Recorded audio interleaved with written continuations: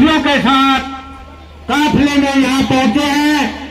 हम इनका तहे दिल से धन्यवाद करते हैं। धन्यवाद। इस लड़ाई को मैं जीत नहीं सकता, एक अकेला इस लड़ाई को जीत नहीं सकता। निष्ठा और विश्वास भरकर, ये आपको कह रहा हूं, निष्ठा और विश्वास भरकर अगर तुम हो जेजेपी के साथ, तो डॉक्टर अजय सिंह चौटाला को कोई झुका नहीं सकता और दुष्यंत चौटाला को कोई हरा नहीं सकता। गूंजती रहेंगी सदियों तक। पहले तो मैं जिला कार्यकारिणी को शुभकामनाएं देता हूँ।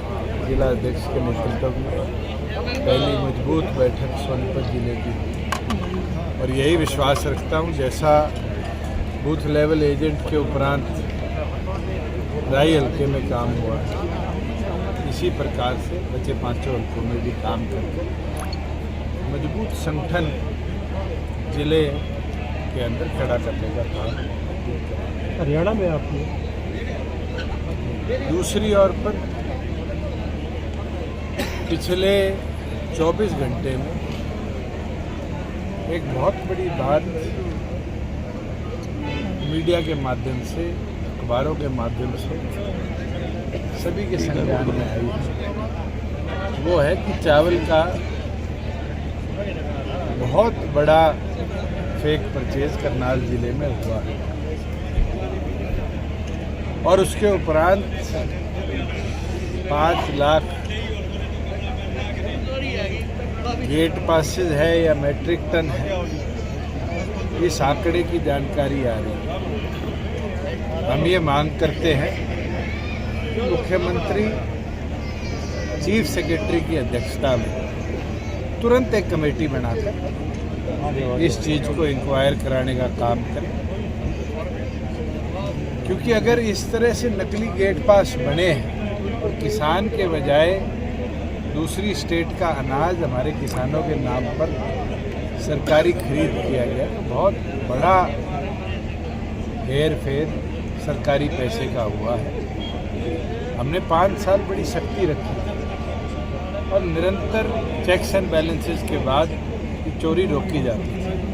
ये तो साबित हो चुका कि मुख्यमंत्री ने जो पॉलिसी में फेरबदल करे, उससे बड़ी मात्रा में चोरों को रास्ता मिला, और उनने दोबारा हरियाणा प्रदेश में दूसरे प्रदेशों का चावल लाकर उसको खरीदा है और सरकारी खजाने को बड़ी चपत लगाने का काम किया। मैं दोबारा यही मांग करता हूं कि चीफ सेक्रेटरी की अध्यक्षता में इस पूरी कंप्लेंट की करनाल अनाज मंडी की जो आई है, इसकी इंक्वायरी हो, जल्द से जल्द जनता के सामने वाइट पेपर आए। दुष्यंत जी, प्रदेश में लगातार हत्याएं की वारदात राज हो चाहे लॉलेसनेस हो, ये तो आप सबके सामने है कि किस प्रकार से हरियाणा प्रदेश के अंदर लॉ एंड ऑर्डर की सिचुएशन है। पुलिस का मनोबल तो आपको दिख गया, किस तरीके से एक एडीजी रैंक के और 2 सब इंस्पेक्टर रैंक के ऑफिसर्स ने सुसाइड की और 8 दिनों के अंतराल किया। वहीं बाहर आम जनता की बात करें तो आपके सामने है कि परसों सोनीपत के अंदर 2 बाबू बेटों को गोली मार दी गई, आज भी घटना हो सकती, और ये घटनाक्रम कोई एक दिन का या हफ्ते महीने का नहीं। नायब सैनी जी ने जब से प्रदेश का नेतृत्व संभाला, उस दिन से लेकर आज तक निरंतर अपराध प्रदेश में बढ़ा है। मुख्यमंत्री बारी बारी अधिकारियों की बैठक लेके तो कह देते हैं कि सख्त कार्रवाई करें। सख्त कार्रवाई बोलने से नहीं होगी, पुलिस को ऑटोनॉमी पावर देने से होगी। मुख्यमंत्री को ये समझना चाहिए, उनने पुलिस को कमज़ोर और कायर बना दिया है। आज पुलिस के पास ऑटोनॉमी नहीं है, और ऑटोनॉमी ना दुष्यंत जी, प्रदेश सरकार जो है महिला उत्थान की बात करती है, लेकिन एकमात्र महिला विश्वविद्यालय की 4 महीने से तनख्वाहें नहीं मिली हैं, ऐसी स्थिति प्रदेश में है। आज उस विश्वविद्यालय की हालात देखो आप, जो ग्रोथ आनी चाहिए थी, पुराना जो गुरुकुल था उसके बाद उस पूरी संस्था में कोई एडिशनल ग्रोथ नहीं है। और तो और जो उसका रीजनल सेंटर नरवाना में बनाया गया उसकी हालत भी आप जाके देख के आओ कि 1 रुपये की एडिशनल ग्रांट वहाँ भी नहीं है। और एक यूनिवर्सिटी की हालत नहीं है। आप चौधरी बंसीलाल यूनिवर्सिटी चले जाओ, वो तो गांव ने फ्री में दान करके ज़मीन दी थी, सरकार के पैसे से खरीदी गई ज़मीन नहीं थी। आज वहाँ पर भी प्रॉपर पानी की व्यवस्था नहीं है।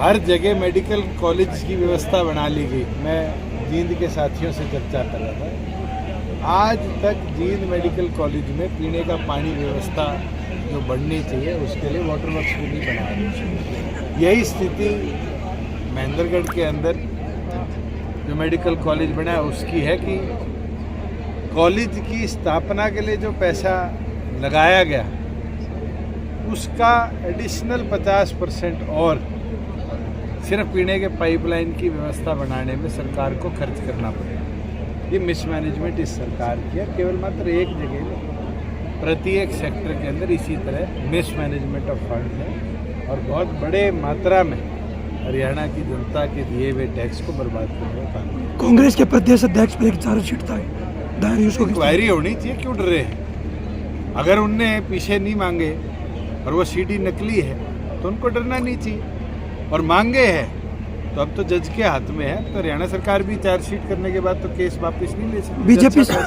बीजेपी सरकार 1 साल को लेकर जश्न मना रही है कि हमने प्रदेश में विकास। मैं आपसे पूछता हूँ, सोनीपत जिले में आप खड़े हो, मारुति तो हम लाए थे, मारुति के बाद 5 कोई नई चीज़ गिनवा दो जो सोनीपत जिले को मुख्यमंत्री ने दी हो, आप गिनवा दो, मैं तो मान जाऊंगा 1 साल में सक्सेस। बीजेपी सरकार कह रही है। अरे बीजेपी के लोगों ने प्रेस कॉन्फ्रेंस करके तो क्या होगा कि हमने ये नाली बनाई, गली बनाई, सड़क ले आए।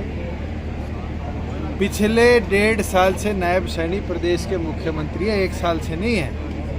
1.5 साल में सोनीपत को 5 कोई सौगात दी हो। मनोहर लाल जी यूनिवर्सिटी अनाउंस करके गए थे बड़ौदा के अंदर, उसका पत्थर ही लगा दिया नायब सैनी ने। तो बता दें, नायब सैनी कह रहे हैं जी मैं डम्मी मुख्यमंत्री नहीं हूँ। तो फिर क्या है, जनता को बताए। मैंने तो नहीं कहा वो डम्मी मुख्यमंत्री है, मैं तो इतना बोलता आया हूँ कि नायब सैनी जी को हर चीज़ बड़े साहब से पूछ के करनी पड़ती है। वो बड़े साहब ढूंढ दो, मेरे को पता चल जाएगा। बिहार में इधर चलना है। मैं तो शुभकामनाएं देता हूँ, हमारा संगठन तो लड़ नहीं रहा, लड़ रहे हैं। राहुल गांधी वोट चोरी का आरोप लगा रहे हैं।